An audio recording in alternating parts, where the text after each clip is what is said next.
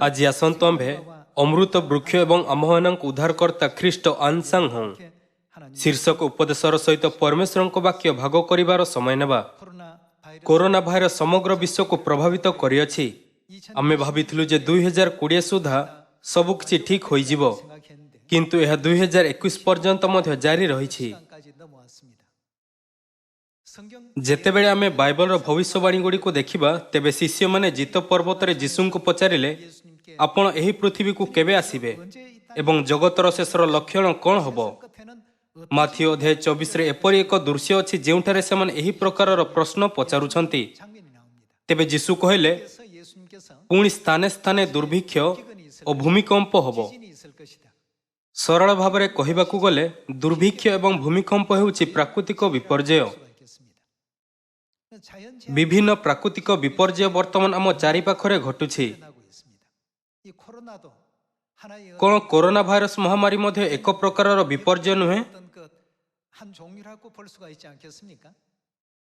2015 रे फ्रांस रो विकसित देशमानक मध्यरे जलवायु परिवर्तन उपर एक चुक्ति होइथिला। जलवायु चुक्ति रे कुहा जाय अछि, आमको पृथ्वीर तापमात्रा को 2 डिग्री सेल्सियस किंबा ताहाटारु अधिक वृद्धि करिबा उचित नुहे। 2 डिग्री सेल्सियस रु अधिक हेबा पूर्व आमको बंद करि देबा उचित। प्रत्येक देश वर्तमान एथिपाई बहुत चेष्टा करुछंती, किंतु एहा पूर्वरु ही 1 डिग्री सेल्सियस वृद्धि पाइछि। जेहेतु तापमात्रा 1 डिग्री सेल्सियस वृद्धि पाइछि, तेणु पृथ्वी रे अनेक परिवर्तन हेबारे लागिछि। पाग परिवर्तन हेबाकू लागिलाणी। 6 वर्ष पूर्वे एहा कुहा जाइथिला, जदि पृथ्वीर तापमात्रा 2 डिग्री सेल्सियस रु उपरकू चली जाए, तेबे पृथ्वी शेष दिनर सम्मुखीन हबो। सेमाने कहिले, आस आमे तापमात्रा को 2 डिग्री सेल्सियस पर्यंत वृद्धि न होबा पई यथा संभव चेष्टा करिबा, किंतु एहा पूर्वर ही 1 डिग्री सेल्सियस वृद्धि पाइछि। जदि अवशिष्ट 1 डिग्री सेल्सियस बढ़ी जाए, तेबे कौन हबो? अंटार्कटिक हिमसत्र तरळे जीव, आर्कटिक रो बरफ तरळे जीव, एपरिक स्थायी तुषार तैयारी करुथुवा बरफर टोपी गुड़िक मध्य तरळी जीव, जहा द्वारा एहार तळे थिबा जमी प्रकाश हबो। लोकमाने भाबी पारंती जदिओ बरफर टोपी गुड़िक तरळी जाए, किंतु एहा एते चिंतार विषय नुहे। किंतु समस्या हेउछि जीवजंतु माने एही बरफर टोपी गुड़िक भितरे हजार हजार वर्ष धरी जमी होई रहिछंती, जहा सेमानंकु मरिबारे रोकी थाए। एहीपरि विभिन्न प्रकारर भाइरस जहा मानव जाति पूर्वरु केबे सामना करि नाही, सेठारे निष्क्रिय अवस्थारे लुचि रहिथिला। वैज्ञानिक माने बहुत भयभीत और चिंतित अछंती जे जदि तापमात्रा बढ़िबा कारणरु सेही समस्त भाइरस सेमानकर निष्क्रिय अवस्थारे गोटिए परे गोटिए बाहरकू आसंती, तेबे सेमाने मनुष्य किंबा पशु हुअन्तु विभिन्न जीव मानकरे व्यापीबा आरंभ करिदेबे। एही कारणरु महामारी एवं रोग समग्र विश्व रे द्रुत गति रे व्यापी जीव। कोन केवल एही घटना गुडी को ही घटिबो? जलवायु एते द्रुत गति रे बदलिछि जे भारत, अमेरिका, चाइना एवं एशिया रे जलप्रपात परि बन्या बारंबार आसुअछि।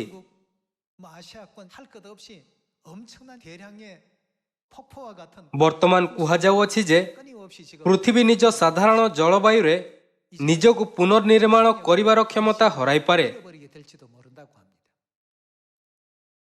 पूर्व समय रे चाइना रे झड़ बात्या केबे देखा जाई नथिला, किंतु वर्तमान अमेरिका अपेक्षा सेठारे थिबा झड़ बात्या भयंकर रूप नेइछि एवं समग्र चाइना रे अनेक घूर्णिबलय मध्य दृश्यमान हेउछि। निकटरे चाइना रे कुकुड़ा अंडार आकारर कुआपथर माड़ी आसीछि।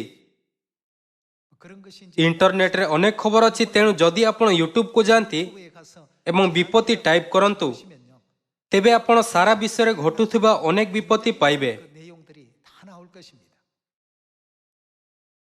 एठारे सेठारे आग्नेयगिरी विस्फोरण हेउछि एवं अनेक क्षेत्र रे बेसबॉल आकारर कुआपथर पडुछि। अनियंत्रित भूमिकंप हेतु दुनिया रे विशृंखला देखा देइछि। आग्नेयगिरी गुड़िक आउ गोटे परे गोटे नुहे, किंतु समान समय रे विस्फोरण हेउछि।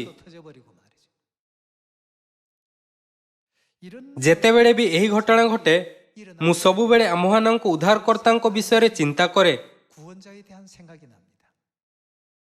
आम्हानंकु उद्धार करिबा उद्देश्य रे एही पृथ्वी को आसीबा पई मु पिता परमेश्वर एवं माता परमेश्वरंकु बहुत कृतज्ञ। ତଥାପି ଲୋକଙ୍କ ଆଖି ବନ୍ଦ ଅଛି, ଯାହା ଫଳରେ ସେମାନେ ଏହି ତଥ୍ୟକୁ ଦେଖିପାରିବେ ନାହିଁ। ମାନବ ଜାତିର ଧ୍ୟାନ କେବଳ ଏହି ବିଷୟରେ କେନ୍ଦ୍ରିତ ଯେ କୋଭିଡ-19 ସଙ୍କଟକୁ କିପରି ମୁକାବିଲା କରାଯିବ, ଯାହାଦ୍ୱାରା ସେମାନେ ସେମାନଙ୍କର ଦୈନିକ ଜୀବନକୁ ସ୍ୱାଧୀନ ଭାବରେ ବଞ୍ଚାଇ ପାରିବେ। ଯଦିଓ ଲୋକମାନେ ଏସବୁ ଜାଣିଲେ ମଧ୍ୟ ତଥାପି କୌଣସି ସମାଧାନ ହୋଇପାରିବ ନାହିଁ। ସେମାନେ କହନ୍ତି ସରକାର ଏହାର ସମାଧାନ କରିବେ, ମିଳିତ ଜାତିସଂଘ ଏହାର ମୁକାବିଲା କରିବ। ଏହା ହିଁ ଏକମାତ୍ର ଜିନିଷ ଯାହା ସେମାନେ ଆଶା କରିପାରନ୍ତି। କିନ୍ତୁ ଆମ୍ଭମାନଙ୍କୁ ସ୍ୱର୍ଗର ଅନନ୍ତ ଗୌରବ ଦେବା ପାଇଁ, ଯେଉଁଠାରେ କୌଣସି ଯନ୍ତ୍ରଣା ନାହିଁ, କଷ୍ଟ ନାହିଁ ଏବଂ ମୃତ୍ୟୁ ନାହିଁ, ପିତା ପରମେଶ୍ୱର ଏବଂ ମାତା ପରମେଶ୍ୱର ଉଦ୍ଧାରକର୍ତ୍ତାଙ୍କ ଭାବରେ ଏହି ପୃଥିବୀକୁ ଆସିଲେ। ତେଣୁ ଆମ୍ଭମାନଙ୍କୁ ପିତା ଏବଂ ମାତାଙ୍କ ପୃଥିବୀରେ ଆସିବା ବିଷୟରେ ଲୋକମାନଙ୍କୁ ପ୍ରଚାର କରିବା ଉଚିତ, ଯାହାଫଳରେ ସେମାନେ ସିଓନରେ ବାସ କରୁଥିବା ଉଦ୍ଧାରକର୍ତ୍ତାଙ୍କୁ ଗ୍ରହଣ କରିବାର ଆଶୀର୍ବାଦ ପ୍ରାପ୍ତ କରିପାରିବେ। ଆମ୍ଭେ ସ୍ୱର୍ଗୀୟ ଲୋକମାନଙ୍କୁ ମନେ ରଖିବା ଉଚିତ ଯେ ଆମ୍ଭମାନଙ୍କୁ ଉଦ୍ଧାରକର୍ତ୍ତାଙ୍କ ଭାବରେ ଆସିବା ପାଇଁ ପିତା ପରମେଶ୍ୱର ଏବଂ ମାତା ପରମେଶ୍ୱରଙ୍କୁ କେତେ ଅଧିକ ଧନ୍ୟବାଦ ଦେବା ଉଚିତ। ଆଜି ଆସନ୍ତୁ ଆମ୍ଭେ ଆମ୍ଭମାନଙ୍କୁ ଉଦ୍ଧାରକର୍ତ୍ତା ପରମେଶ୍ୱରଙ୍କୁ ଖୋଜିବା ପାଇଁ ସମୟ ନେବା, ଯାହାଙ୍କ ଭବିଷ୍ୟବାଣୀ ବାଇବଲରେ କରାଯାଇଅଛି। ଆଜି ଆମ୍ଭେ ଅମୃତ ବୃକ୍ଷ ଏବଂ ଆମ୍ଭମାନଙ୍କୁ ଉଦ୍ଧାରକର୍ତ୍ତା ଖ୍ରୀଷ୍ଟ ଆନସାଙ୍ଗ ଶୀର୍ଷକର ସହିତ ପରମେଶ୍ୱରଙ୍କ ସତ୍ୟ ବାକ୍ୟଗୁଡ଼ିକର ଅଧ୍ୟୟନ କରିବା। ଯେମିତିକି ମୁଁ ଉଲ୍ଲେଖ କରିଅଛି, ଏହି ପୃଥିବୀରେ ମାନବ ଜାତିର ପ୍ରକଟ ହେବା ସମୟରୁ ହିଁ ଲୋକମାନେ ମୃତ୍ୟୁର ଯନ୍ତ୍ରଣା ସହିତ କ୍ରନ୍ଦନ କରୁଛନ୍ତି।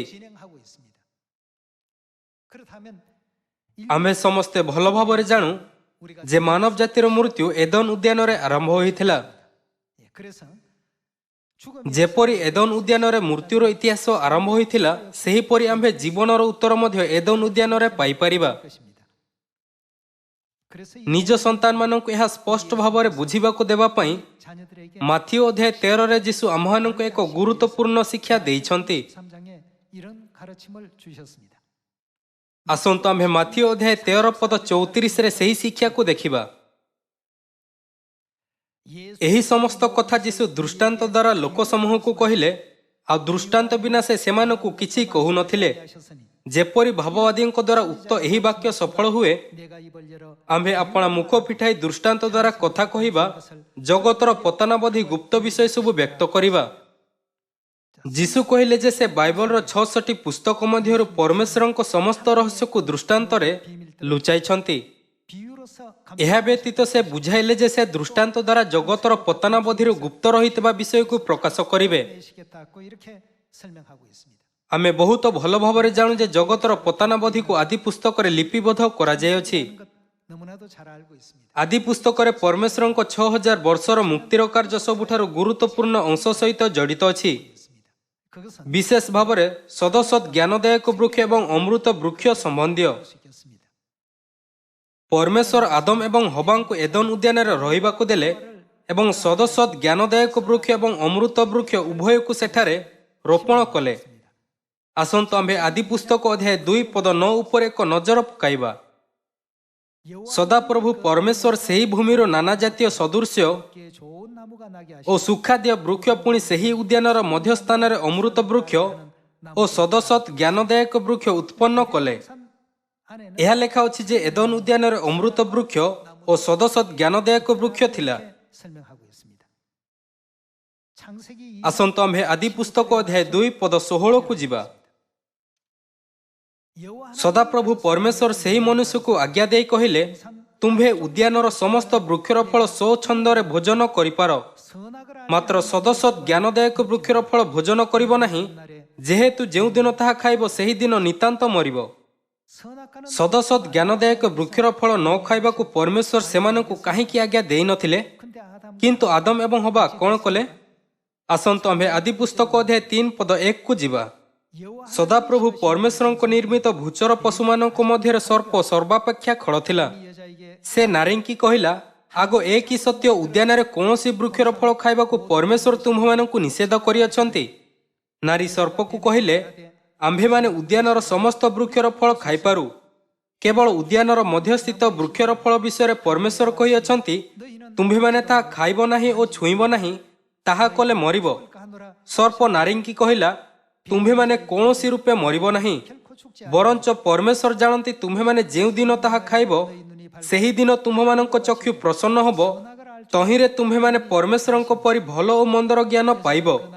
ଏଥିରେ ନାରୀ ସେହି ବୃକ୍ଷକୁ ସୁଖ୍ୟାଦର ଉତ୍ପାଦକ ଓ ନୟନର ଲୋଭଜନକ ଓ ଜ୍ଞାନ ଦେବା ନିମିତ୍ତ ବାଞ୍ଛନୀୟ ଦେଖି ତହିଁର ଫଳ ତୋଳି ଖାଇଲା। ପୁଣି ଆପଣା ସଙ୍ଗସ୍ଥ ସ୍ୱାମୀଙ୍କୁ ଦିଅନ୍ତେ, ସେ ମଧ୍ୟ ଖାଇଲେ। ତହିଁରେ ସେମାନଙ୍କ ଚକ୍ଷୁ ପ୍ରସନ୍ନ ହୁଅନ୍ତେ ସେମାନେ ନିଜ ଉଲଗ୍ନତାର ବୋଧ ପାଇ ଡିମିରି ବୃକ୍ଷର ପତ୍ର ସିଂ ଘାଗରା ବନାଇଲେ। ଆଦମ ଏବଂ ହବା ସଦସତ୍ ଜ୍ଞାନଦାୟକ ବୃକ୍ଷ ମଧ୍ୟରୁ ଖାଇଲେ ଏବଂ ଏହାଦ୍ୱାରା ପ୍ରଥମ ଥର ପାଇଁ ସମସ୍ତ ମାନବ ଜାତି ଉପରେ ମୃତ୍ୟୁ ଅଣାଯାଇଥିଲା। ଏହି ଫଳ ଖାଇବା ଦ୍ୱାରା ସେମାନେ ସେହି କାରଣ ସୃଷ୍ଟି କଲେ ଯାହାଦ୍ୱାରା ସେମାନଙ୍କୁ ଏବଂ ସମଗ୍ର ମାନବ ଜାତିଙ୍କୁ ମଧ୍ୟ ନିରନ୍ତର ମୃତ୍ୟୁକୁ ଉତ୍ତରାଧିକାରୀରେ ପାଇବାକୁ ପଡ଼ିଲା। କିନ୍ତୁ ପରମେଶ୍ୱର ମାନବ ଜାତିକୁ ମରିବା ପାଇଁ ଛାଡ଼ିଦେଲେ ନାହିଁ, କିନ୍ତୁ ପୂର୍ବରୁ ହିଁ ଏଦନ ଉଦ୍ୟାନରେ ଏକ ଏପରି ବ୍ୟବସ୍ଥା ସ୍ଥାପିତ କରିଦେଇଥିଲେ ଯାହା ମାନବ ଜାତିକୁ ଚିରଦିନ ପାଇଁ ଜୀବିତ ରହିବାକୁ ଅନୁମତି ଦିଏ ଯଦି ସେମାନେ ଏଥିରୁ ଖାଇବେ।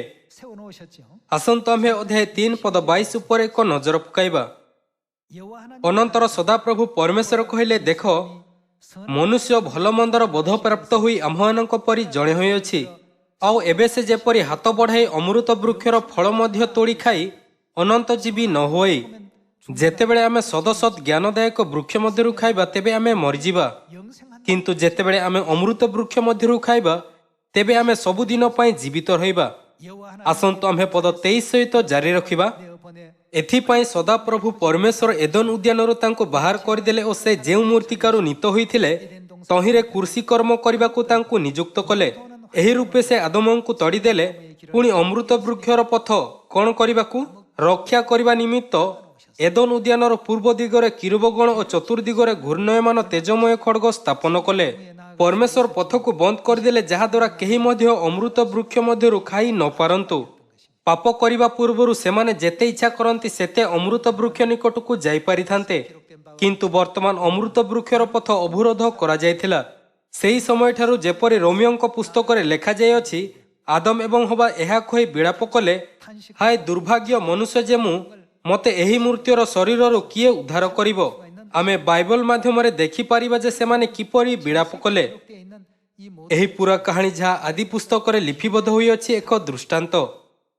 ପରମେଶ୍ୱର ଚାହୁଁଥିଲେ ଯେ ଆମେ ଏଦନ ଉଦ୍ୟାନରେ ଘଟିଥିବା ଘଟଣା ଦ୍ୱାରା ଏହା ଜାଣିବା ଯେ ସ୍ୱର୍ଗରେ କିପରି ଆମେ ଶୈତାନ ଦ୍ୱାରା ପ୍ରତାରିତ ହେଲେ ଏବଂ ପାପ କଲୁ।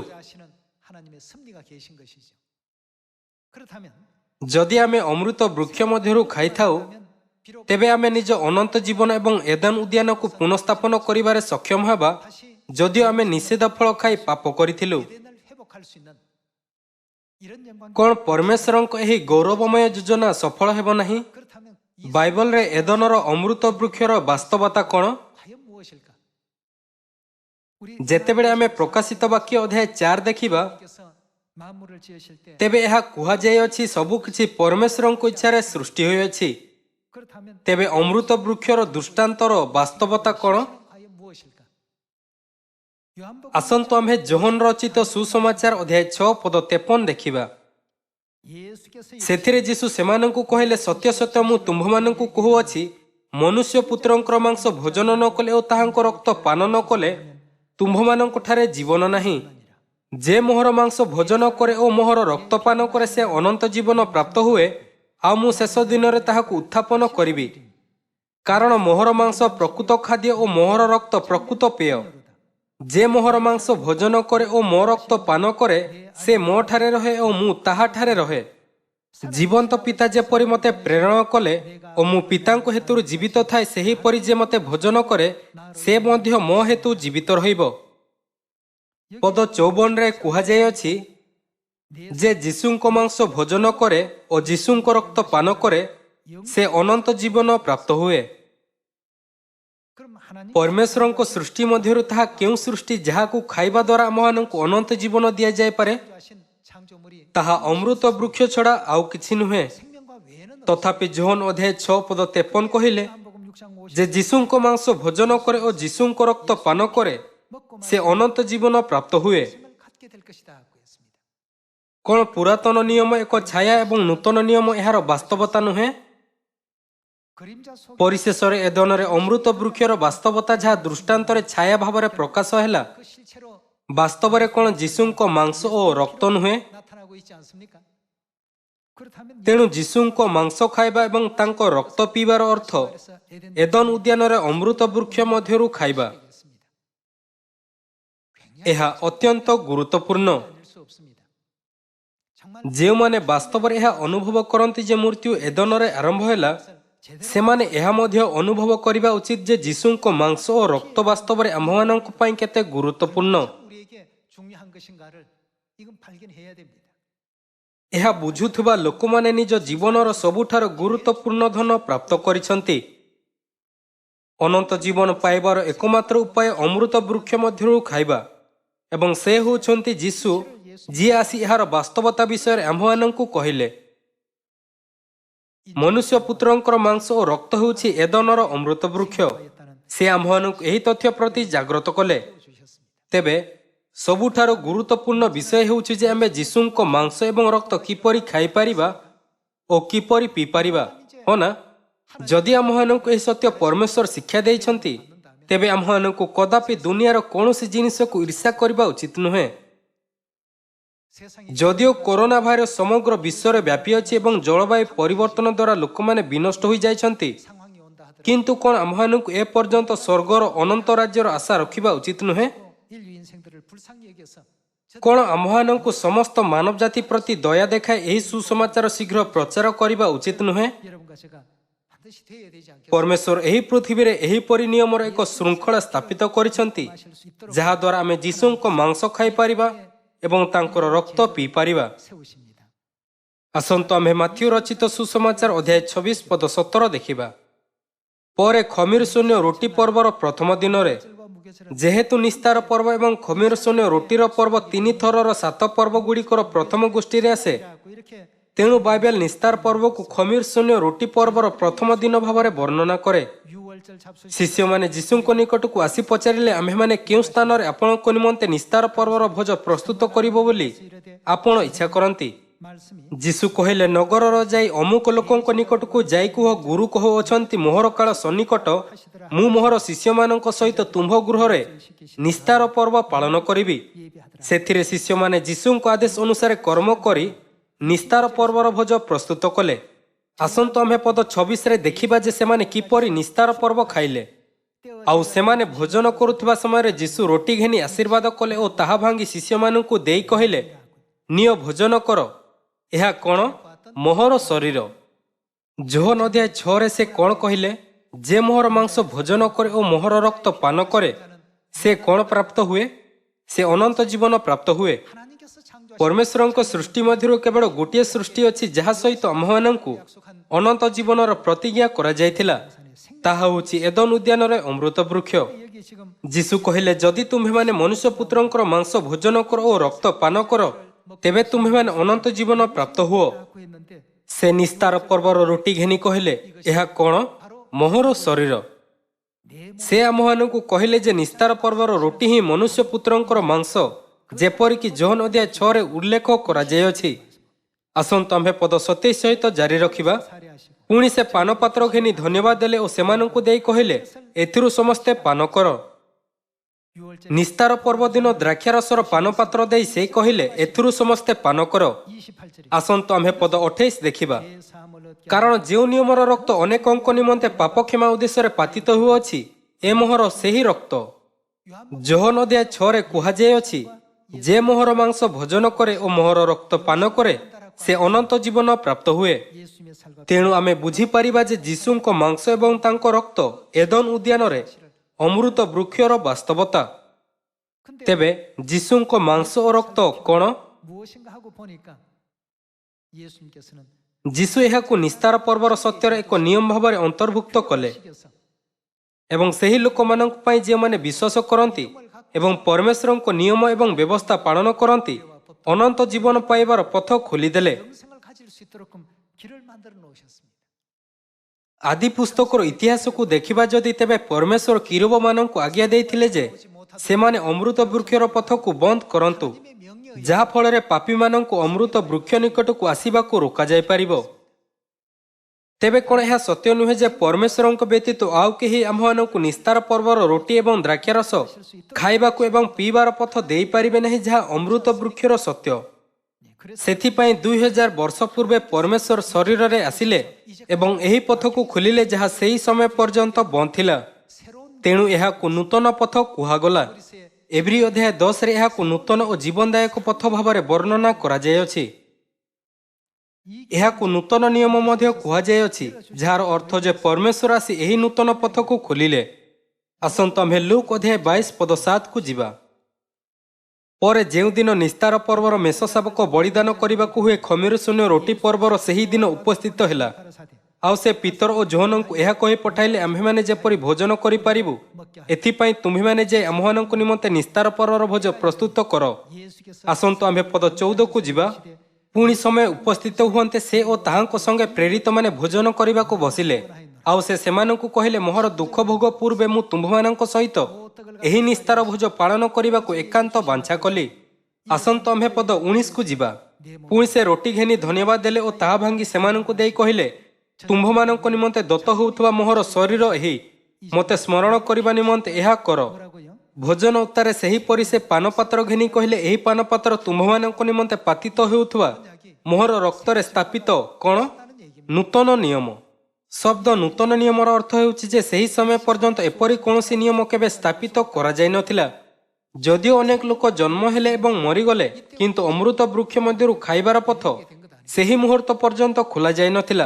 हो ना जीशुंको प्रथम एवं द्वितीय आगमन रे आम्भमानकु अनंत जीवन देबा पई केवल गोटिए मात्र पथ अछि।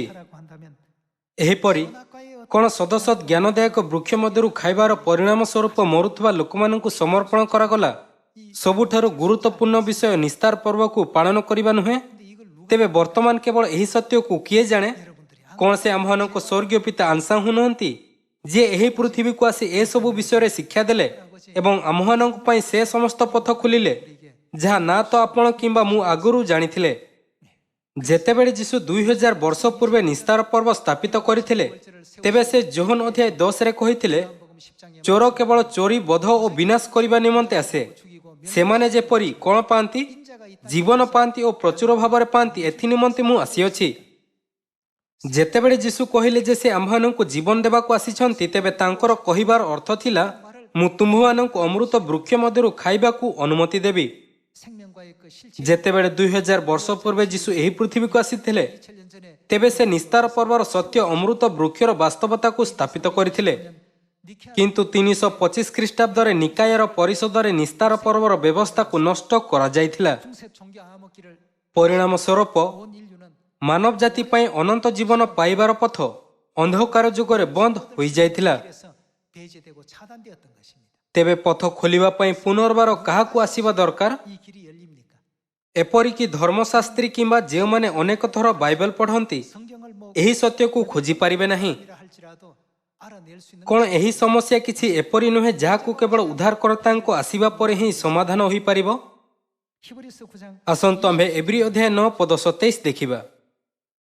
मनुष्य मानंक निमंते जेपरि थरे मात्र मृत्यु आउ ताहा परे विचार निरूपित अछि सेहीपरि ख्रीष्ट मध्य अनेकंक पाप बहन करबा निमंते थरे मात्र उत्सर्गीकृत होई केते थर द्वितीय थर पाप सकाशु नुहे बरम जेउ माने ताहांक अपेक्षा रे अछंती सेमानंक परित्राण निमंते दर्शन देबे। बाइबल कहे जे ख्रीष्ट प्रथम थर आम्भमानंक पाप पई निजको बलिदान देबाकू आसीथिले एवं से द्वितीय थर समस्त मानव जातिंक परित्राण पई दर्शन देबे। यह होछि समय जेतेबेले परित्राण अत्यंत आवश्यक।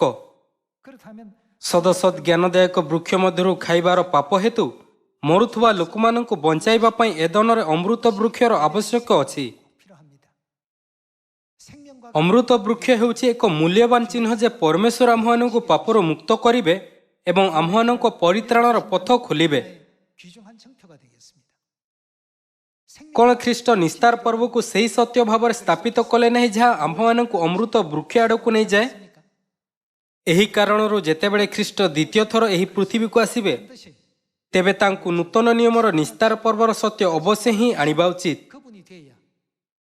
ଏହା ନିଶ୍ଚିତ ପ୍ରମାଣ ଯେ ସେ ଆମ୍ଭମାନଙ୍କୁ ଉଦ୍ଧାରକର୍ତ୍ତା ଅଟନ୍ତି ଯାହାକୁ ଆମେ ଅପେକ୍ଷା କରିଅଛୁ। ତାଙ୍କର ଦ୍ୱିତୀୟ ଆଗମନ ଏକ ନିର୍ଦ୍ଦିଷ୍ଟ ସମୟରେ ହେବା ଆବଶ୍ୟକ। ବାଇବଲର ଭବିଷ୍ୟବାଣୀ ଅନୁଯାୟୀ ଯେତେବେଳେ ଡିମିରି ବୃକ୍ଷର ଶାଖା ସରସ ହୋଇ ପଲ୍ଲବିତ ହୁଏ ତେବେ ଉଦ୍ଧାରକର୍ତ୍ତାଙ୍କୁ ଅବଶ୍ୟ ହିଁ ଆସିବା ଉଚିତ। ପରମେଶ୍ୱର ନିଶ୍ଚିତ ଭାବରେ ସେହି ସମୟରେ ପୁନର୍ବାର ଆସିବାକୁ ପ୍ରତିଜ୍ଞା କରିଛନ୍ତି। ସେ କୌଣସି ଅନିୟମିତ ସମୟରେ ଫେରି ଆସନ୍ତି ନାହିଁ। ଉଦ୍ଧାରକର୍ତ୍ତାଙ୍କ ବ୍ୟତୀତ ଯାହାଙ୍କ ବିଷୟରେ ବାଇବେଲ ସାକ୍ଷ୍ୟ ଦିଏ କେହି ମଧ୍ୟ ଆମ୍ଭମାନଙ୍କୁ ପାପରୁ ଏବଂ ଅନ୍ତିମ ବିପତ୍ତିରୁ ରକ୍ଷା କରିପାରିବେ ନାହିଁ। ପରମେଶ୍ୱର ଆମ୍ଭମାନଙ୍କୁ ଉଦ୍ଧାର କରିବାକୁ ଦ୍ୱିତୀୟ ଥର ଏହି ପୃଥିବୀକୁ ଆସିଛନ୍ତି। ଭବିଷ୍ୟତ ବକ୍ତା ଯିଶା ସ୍ପଷ୍ଟ ଭାବରେ ପରମେଶ୍ୱରଙ୍କ ଆଗମନ ବିଷୟରେ ଭବିଷ୍ୟତବାଣୀ କରିଥିଲେ। ସେ ପୁରାତନ ଦ୍ରାକ୍ଷାରସର ଏକ ଭୋଜ ଦ୍ୱାରା ମୃତ୍ୟୁକୁ ଅନନ୍ତକାଳ ନିମନ୍ତେ ଗ୍ରାସ କରିବେ। ଦେଖ, ଏହି ଆମ୍ଭମାନଙ୍କର ପରମେଶ୍ୱର, ଆମ୍ଭେମାନେ ତାହାଙ୍କୁ ଅପେକ୍ଷା କରିଅଛୁ ଓ ସେ ଆମ୍ଭମାନଙ୍କୁ ଉଦ୍ଧାର କରିବେ। କ'ଣ ବାଇବେଲ ପରମେଶ୍ୱରଙ୍କ ବିଷୟରେ ସଠିକ୍ ସାକ୍ଷ୍ୟ ଦିଏ ନାହିଁ? ମନୁଷ୍ୟ ଯେଉଁମାନେ ନିଷିଦ୍ଧ ଫଳ ଖାଇଲେ ଏବଂ ଅନନ୍ତ ମୃତ୍ୟୁ ପାଇଁ ନିଯୁକ୍ତ ଥିଲେ, କିଏ ନୂତନ ନିୟମର ନିସ୍ତାର ପର୍ବର ସତ୍ୟ ଦ୍ୱାରା ପରିତ୍ରାଣର ପଥରେ ନେତୃତ୍ୱ କରିଛନ୍ତି? କିଏ ଆମ୍ଭମାନଙ୍କୁ ନିସ୍ତାର ପର୍ବର ସତ୍ୟ ପ୍ରଚାର କଲେ ଏବଂ ଆମ୍ଭମାନଙ୍କୁ ଅମୃତ ବୃକ୍ଷର ପଥକୁ ନେଇଗଲେ? କ'ଣ ସେ ଆମ୍ଭମାନଙ୍କ ପରମେଶ୍ୱର ଖ୍ରୀଷ୍ଟ ଆନ୍ସାଙ୍ଗ ନୁହନ୍ତି? କ'ଣ ସେ ଆତ୍ମାଙ୍କ କନ୍ୟା ଜେରୁସାଲେମ ଆମ୍ଭମାନଙ୍କ ସ୍ୱର୍ଗୀୟ ମାତା ନୁହନ୍ତି? ଆମ୍ଭେ ଏହି ସତ୍ୟକୁ କେବଳ ଉପରୁ ବୁଝିବା ଉଚିତ ନୁହେଁ। ଆମ୍ଭମାନଙ୍କୁ ଏହା ବିଷୟରେ ଚିନ୍ତା କରିବା ଉଚିତ ଯେ ଆମ୍ଭମାନଙ୍କୁ ବର୍ତ୍ତମାନ କେତେ ଅନୁଗ୍ରହ ପ୍ରାପ୍ତ ହୋଇଅଛି। ଏହାକୁ ଧ୍ୟାନରେ ରଖି ଆମ୍ଭେ ପରମେଶ୍ୱରଙ୍କ ଅନୁଗ୍ରହକୁ କୃତଜ୍ଞତା ସହିତ ଗ୍ରହଣ କରିବା ଉଚିତ। ଦୁନିଆରେ କେହି ମଧ୍ୟ ଆମ୍ଭମାନଙ୍କୁ ଉଦ୍ଧାରକର୍ତ୍ତା ହୋଇପାରିବେ ନାହିଁ। ଆମ୍ଭମାନଙ୍କୁ ଏକମାତ୍ର ଉଦ୍ଧାରକର୍ତ୍ତା କିଏ ଅଟନ୍ତି? ଯେ ସିଓନକୁ ଆସିଛନ୍ତି। ଆମ୍ଭମାନଙ୍କୁ ଉଦ୍ଧାରକର୍ତ୍ତା ପିତା ଆନ୍ସାଙ୍ଗ ଏବଂ ନୂତନ ଜେରୁସାଲେମ ସ୍ୱର୍ଗୀୟ ମାତା। ମୁଁ ଆପଣମାନଙ୍କୁ ପୁଣି ଥରେ ଏହି ତଥ୍ୟକୁ ନିଜ ହୃଦୟରେ ଗଭୀର ଭାବରେ ଖୋଦିତ କରିବାକୁ ଏବଂ ଶେଷ ପର୍ଯ୍ୟନ୍ତ ସେମାନେ ଯେଉଁଆଡ଼େ ଯାଆନ୍ତି ସେମାନଙ୍କୁ ଅନୁସରଣ କରିବା ଏବଂ ସ୍ୱର୍ଗର ଅନନ୍ତ ରାଜ୍ୟରେ ପ୍ରବେଶ କରିବାକୁ କହୁଅଛି। ଆଶା କରୁଅଛି ଯେ ଆପଣ ଅଧିକ ଅନୁଗ୍ରହ ପାଇଛନ୍ତି। ମୁଁ ଆଜିର ଉପଦେଶ ସମାପ୍ତ କରିବାକୁ ଚାହୁଁଛି। ଆପଣଙ୍କୁ ବହୁତ ଧନ୍ୟବାଦ।